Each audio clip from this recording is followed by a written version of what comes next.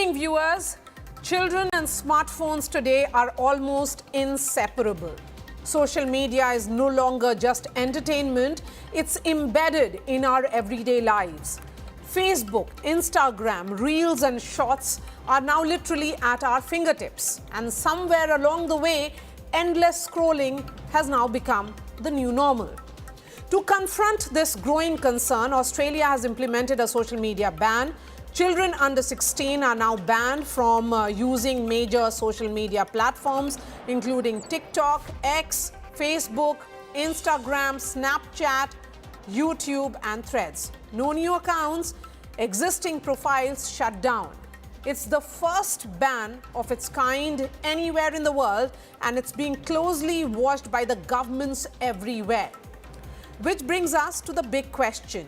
Should India follow Australia's lead? Should we, in fact, force platforms to block under 16 users or face fines, especially when studies show that nearly 95% of Australian children between 13 to 15 years were already scrolling their way into what was being seen as anxiety loops? In India, the scale is far bigger and far more complex. Here, 76% of smartphone-owning teenagers say that social media takes priority over studies. In fact, in rural India, that number crosses 80%. So what really is the answer? A firewall for the future or freedom guided by families and education? Do we ban the scroll or teach the swipe? That's the debate tonight. And I'll be asking those questions to the guests who will be joining me shortly, because this is India Today Group's big project. We have launched 3Cs, which is the Candid Constructive Conversations, a platform that brings together people with opposing views to talk, listen and engage with empathy. These conversations are not led by politicians, journalists or party spokespersons. They are shaped by ordinary Indians, you and me, citizens who live with the consequences of the issues being discussed. And that really is the essence of the 3Cs.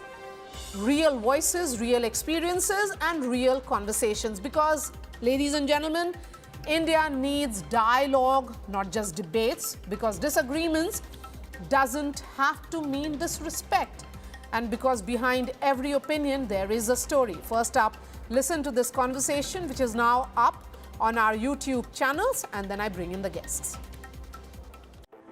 As parents, and I really want to say this, I had to buy an iPad for my son. Now, when it comes to social media, unfortunately, we live in times where the negatives outweigh the positives a lot. I feel then, we've put our kids on a bicycle, on a downhill, with they knowing how to ride down, but no brakes. I feel. My daughter learnt English more through Peppa Pig rather than her preschool or me teaching her.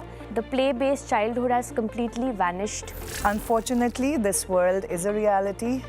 It has robbed children of spaces and opportunities and experiences.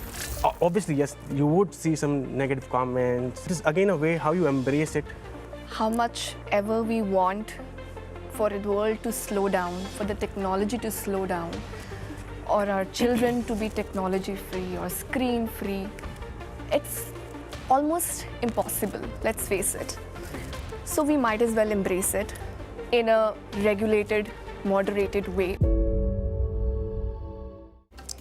And joining me now is Sharmila Bakshi, principal of the Vasant Valley School here in the national capital. Dr. Amit Sen is the director and co-founder of Children First. He is a psychiatrist. Saru Mukherjee Sharma is a mom and influencer as well. She was part of this entire 3C conversations. We also have Richard Tandon, senior consultant and also a technical developer. I'm going to begin with you, Ms. Bakshi. With 76% of 14 to 16-year-olds using phones more for fun videos than studies, would Australia's under 16 ban widen the gap because city kids find ways around it, or the sense would be that the children in the rural parts of India would perhaps lose an important learning tool? It's how we look at the telephone. I mean, if you're looking at a mobile as a learning tool, I think COVID was, gave us this, the time for us to use. A lot of children during COVID, used the telephone as their learning tool, as the mobile, because we were all taking classes online, and it helped children connect with the schools at that time. But while it was a learning tool, it also did a lot of negative things for children. I think in terms of emotional well-being, the security, and even the development of the child, I think the telephone really robs children of at least what we experienced as children, as childhood. I've just come back from a family get together, and it was so sad to see there were these 6 children in the room who were all sitting together but all on their phones. And I think it is so sad, because earlier as children we would go out, we would play, we would have so many games which involved our imagination, our creativity, our just coming together as family. It would be so important, but now all children are stuck on their phones, and I think that is just so unfortunate. Yes, that's right. So, Saru, come in on this as a parent voice. Australia's ban fines platforms for kid accounts. And as far as working moms are concerned, many would say that sometimes parents also let their children be with their phones. Ms. Bakshi just shared her experience with regards to what she saw at a gathering. Many would say that this is now something that we see on a daily basis, where children are stuck with their mobile phones. Absolutely, I couldn't agree more. It is a rather sad reality of today that not just children, actually, grown-ups, adults, you would see them more often. And especially what I've noticed, that even when you're sitting next to each other, rather than being present and talking to one another, we are always on our phones.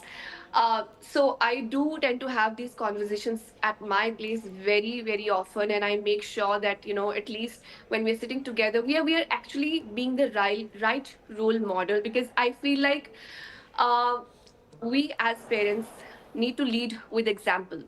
And if we are not setting the right example for our children of how we use social media, because my entire work is on social media. But having said that, you wouldn't find me on my phone all the time. But when I am, I will excuse myself and I will, use my another room where I usually dedicate that room for my work. So that is how I am, setting an example in front of my son, that even when my entire work is on social media, I'm not consumed by it. I'm creating content, but I'm not consumed by it. And also, it also depends a lot on how your day goes, like your daily routine. Uh, if you as parents, of course we are working, if the child is busy constructively, then he has very little time to spend on social media. So I feel like a lot of these things, if we are able to regulate at our place, then banning will not be required. Okay. Is what I feel. Okay, Dr. Sen, from your clinical studies, with data of showing now that there is a surging adolescent anxiety, which is definitely linked to scrolling, would it then justify Australia like under 16 ban? Or does India's parental consent model under what we have, like that is the DPA, which is better placed to address a concern of this nature? Yeah, I think to start with, we must recognize that the rates of mental health challenges has spiked sharply after COVID, and that is because so much of time is spent on gadgets, on social media, and there was no option, so we had to do it, and that trend continues.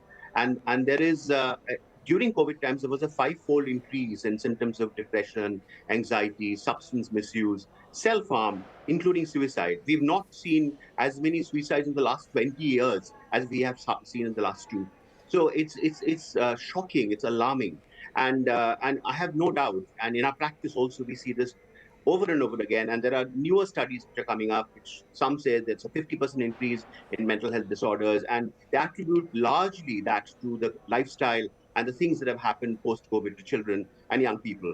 These are formative years. The most vulnerable time of growth and development is between 10 to 15, That's from the right. tweens to, yeah.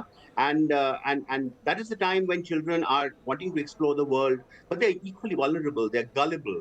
They can be led very easily. They're curious, and when they get this free reign to explore a medium or a space which we have no idea about. In fact, they That's probably right. know more about it than we do as adults.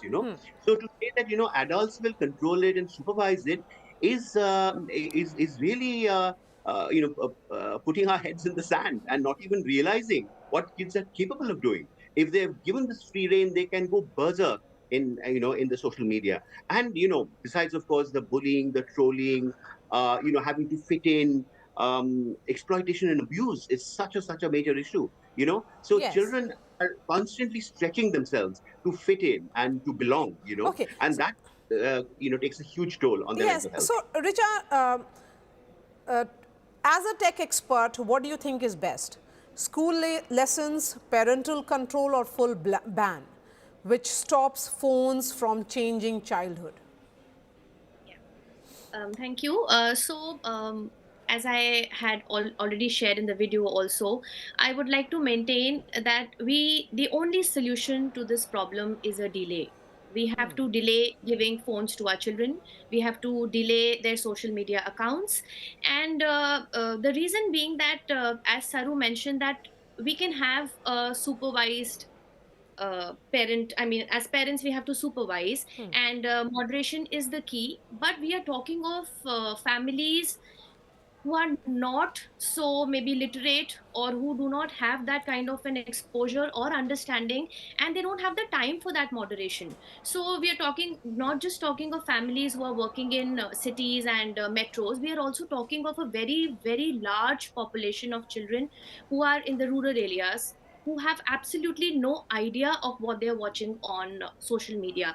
And you would see a lot of them, I mean, so many helpers come to our place, and all their children are just busy scrolling. They have accounts, and the kind of content they are consuming, the kind of content that they are generating and creating, it is worrisome. So moderation is fine if we are only talking of a certain segment of people, and I mean, of population.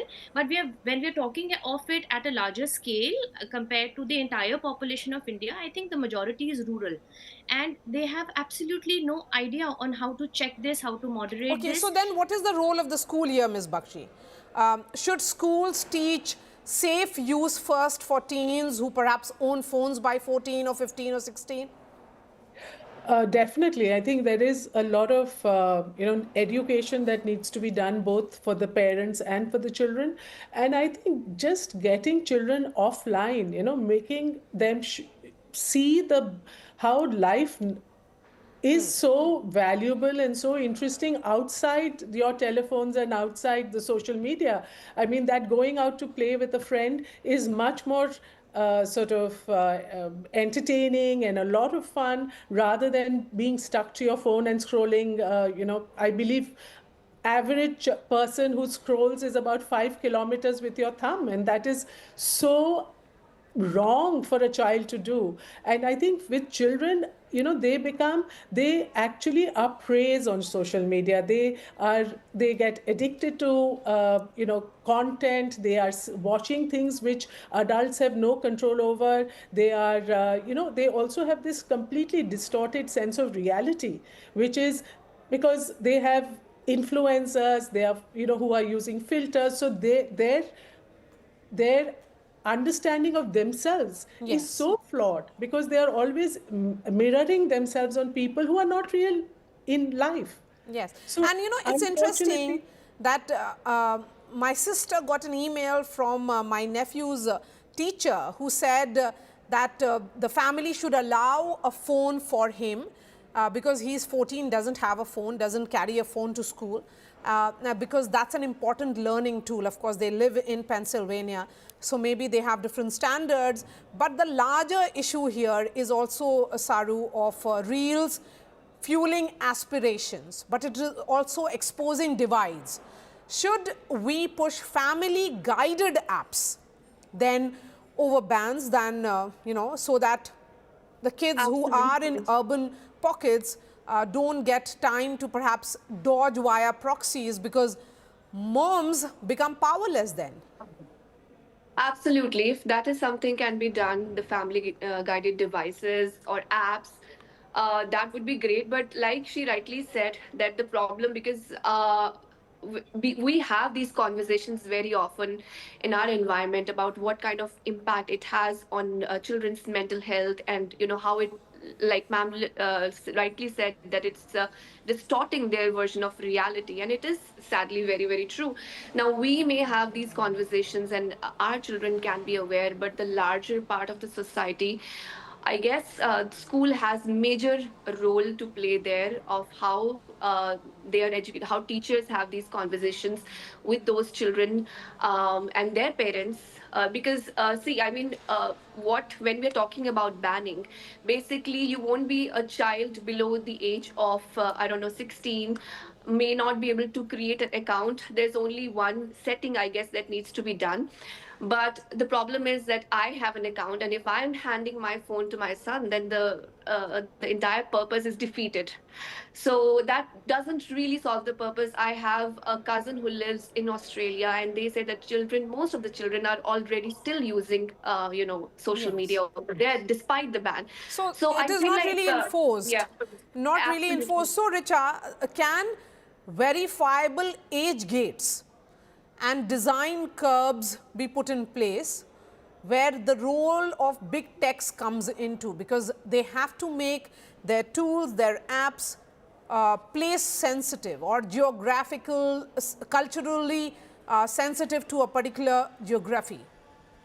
Yeah. It's not just the role of a particular tech company or a parent. I would say it is an entire ecosystem that needs to change. So firstly, you don't need apps for children who are less than 16. I think there is no social media presence that is required. You can have various learning tools, and there were many present in our times also. So you basically don't need a social media account to be more creative or to really learn a lot of things. Second, I think it is a very big role of a school and parent also. So like Saru said, that in places where parent cannot guide it, the school holds the primary responsibility of guiding the children. And thirdly, why I am in favor of a ban or a complete block is because things that are not available cannot be misused. It's a simple fact. So there is tobacco available in the market, there are drugs, there are vapes. The only thing that you stop your child from doing is that you don't have to use it. You don't tell them that it's there, use it when you're 16, use it when you're 18, or use it when you're grown up. You just say that no, it's not allowed, and you don't have to do it because it's not good for you. So Yes. anything that's not available will not be misused. I feel that it has to be a big no till they are at an age where their brain is developed enough to figure out what's good for them, what's bad for them. And I think it's true for any other Okay. substance that can be used negatively. Okay. Yeah. Dr. Amit Sen, your final thought on this? What really is the way out of it? Because how do you protect young minds from online bullying as well? Yes, so I think it's a combination of things, and other people in the panel have mentioned some of those already. It has to be a multimodal and a collective responsibility for all concerned. It has to be parents, school, it has to be state who are, making these kind of policies about it. It has to be the tech companies who are also putting guardrails, to make sure that when we have a certain boundary or a ruling, then that is followed to the T. And despite that, of course, there'll be slip-ups, but and the education that Mrs. Bakshi was talking about is so important to kind of prime them, educate them, and get them ready, perhaps by the time they're 14 or 15, to help them understand what social media is about, what is fake news about, what can influencers do, and again, to create other spaces, just like Mrs. Bakshi was saying. So if you stop screen, what do you do instead is the question. And there, a lot of investment and thought needs to go in. So, parents and schools have to think outside the box and say that in today's day and world, where the screen is so attractive, what can we do or create in place of that which will make children leave their phones and their gadgets and go there to the other activities? That's the thing that we have to collectively think about. And I think if we support each other, if we shoulder up each other, then there is every possibility that we can make this a much better world for our children, where they use Okay. screen gadgets for learning, for perhaps even social connections at times, but that doesn't become the central part of their lives. I think that's so important, and it has to be a collective effort, I think. All right, Sharmila Bakshi, let me give you the final thought on the show tonight, because schools have great responsibilities, but so do mothers and homes. So, are there honest conversations which are happening between parents and schools, principals and parents, to ensure that the teens develop the healthy habits? So I think the conversations are honest, because I think as parents and as teachers, as schools, we all want the best for our children. But somewhere I feel that in this present generation, and I may be, it may be wrong for me to say that, but there is an attempt to always please our children. Our parents luckily were not suffering from that. So they were very clear with the yes and the no. And I think that is where, as the new parents and the new parenting rules need to change. There is, for children I think like it black and white. They don't really see the grades so clearly. So while creating this sense of responsibility, as my panelists, one of the panelists just said that everything is available in the world, but we need to make our children that much more responsible for the decisions they take for themselves. And I think that is the crux of it. When we realize that our children are capable of taking the decisions, give it to them. But before that, make those restrictions and do it with a certain amount of right, because you are doing the right thing for your child. Okay. And I think, for our school, for example, we don't allow our children to bring phones to school. Okay. And when children bring phones to school, they are taken back. I mean, the school keeps them till the end of the academic year. We don't give it back to the children. Okay. So that's a punishment as well. So thank you so much for joining me on this conversation, Sharmila Bakshi, Dr. Sen, Richa Tandon, and Saru Mukherjee. This is our flagship series called 3Cs, Candid Constructive Conversations, because we are providing a platform to ordinary Indians, you and me, to talk, listen and engage. Next time, another topic which is bothering you. There is a need for some kind of empathy as well in conversation. That's what we are highlighting. Thanks so much for watching.